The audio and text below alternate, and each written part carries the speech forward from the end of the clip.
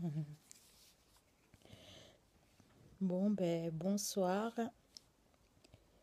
frères et sœurs. Donc, je voulais vous partager ce que Dieu a mis dans mon cœur. Ça fait, euh, ça fait un bon moment que je suis tentée de méditer là-dessus. Si cette parole qui est dans le livre de Matthieu 14. Donc, je l'ai beaucoup médité, je l'ai beaucoup relu et j'ai besoin, ou soit j'avais besoin euh, de parler, ou soit de sortir ce que j'avais, ou soit ce que j'ai dans mon cœur. Donc, je vais vous relire la parole de Dieu qui est dans le livre de Matthieu 14, versets 27 à 30. Bon, pour comprendre un peu l'histoire, je crois que je vais essayer de commencer au verset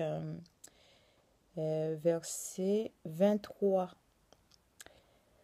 Quand il y eut renvoyé, il, il monta sur la montagne pour prier à l'écart. Et comme le soir était venu, il était là seul. Donc c'est Jésus.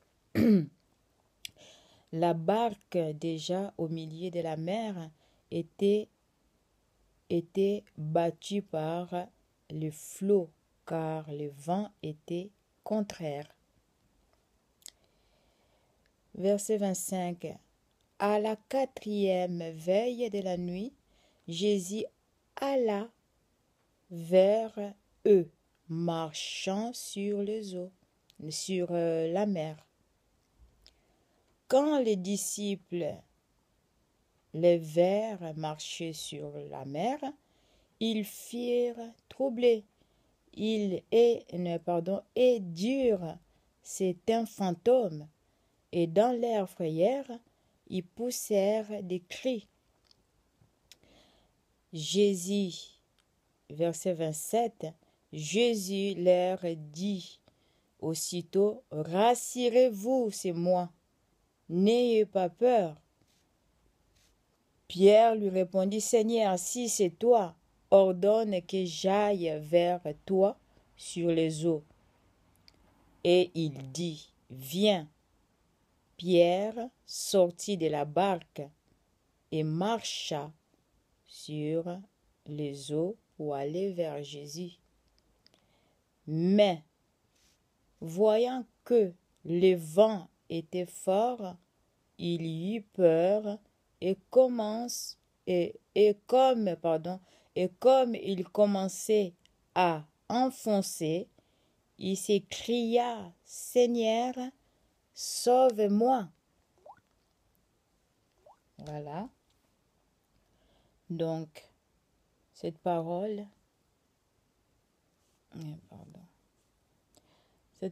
qui se trouve dans le livre de Matthieu 14, verset 27, parce que j'aimerais vraiment ce qui est, voilà, donc ce que je voulais parler, ça se trouve, mon sujet, donc se trouve au verset 27 à 30, mais bon, pour comprendre un peu l'histoire, donc je commençais au verset 23, qui est, voilà, c'est l'histoire ancienne, ce n'est pas une histoire nouveau. Donc, pour ceux qui lisent la Bible, ils savent cette histoire, ils savent cette parole. Donc, ça nous parle de Jésus qui avait donc, qui était donc, on peut dire, qui avait perdu donc son cousin Jean-Baptiste qu'on avait décapité, pardon, qu'on avait décapité. Vous voyez? Donc Jésus voulait donc se mettre à l'écart. Vous savez, ben, quand on passe les moments difficiles, donc mon sujet, si vous voulez, c'est les moments difficiles. Comment on doit s'y mettre dans les moments difficiles, comment s'y prendre dans les moments de la difficulté.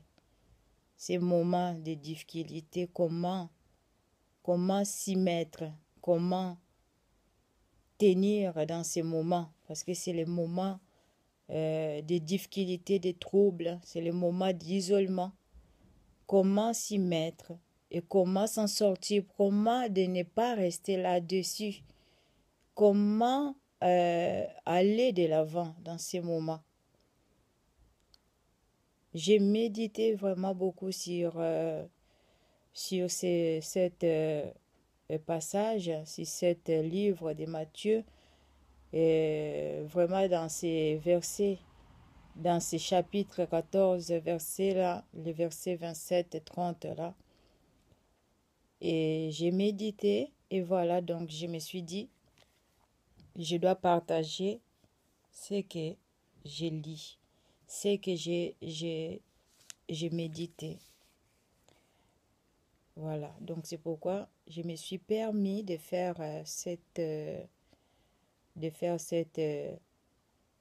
ces vidéos. Je parle dans les moments difficiles. Dans les moments difficiles, Jésus aussi, qui est notre Maître. Jésus, qui est notre Seigneur, qui est notre Dieu, est passé dans les moments d'isolement, dans les moments de difficulté, dans les moments de troubles. Quand on avait décapité son cousin Jean, donc Jésus s'est mis à l'écart. Il a demandé aux disciples de prendre les barques et d'y aller de l'autre côté. Mais lui-même n'était pas parti avec eux.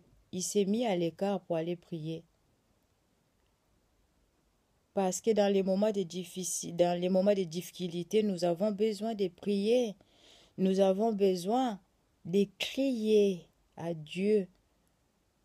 Parce que notre secours se trouve à Dieu. Il n'y a que Dieu qui peut nous comprendre et il n'y a que Dieu qui sait vraiment ce qui se passe en ce moment en nous, en notre cœur. Il n'y a que Dieu parce que c'est lui qui nous connaît mieux que qui que ce soit. C'est Dieu qui nous connaît.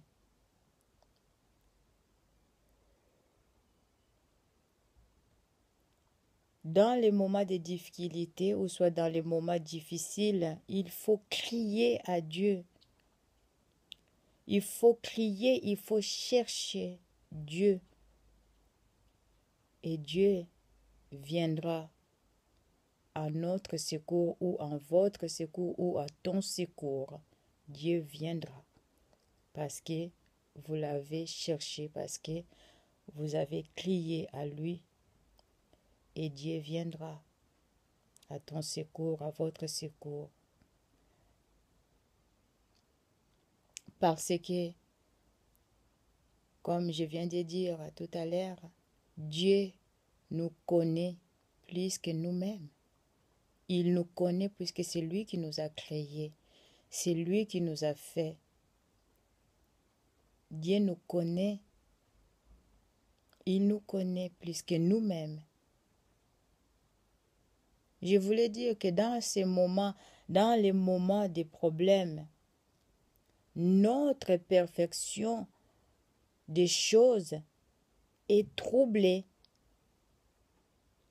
La perfection des problèmes, la perfection des choses est troublée. On ne sait plus qui est qui.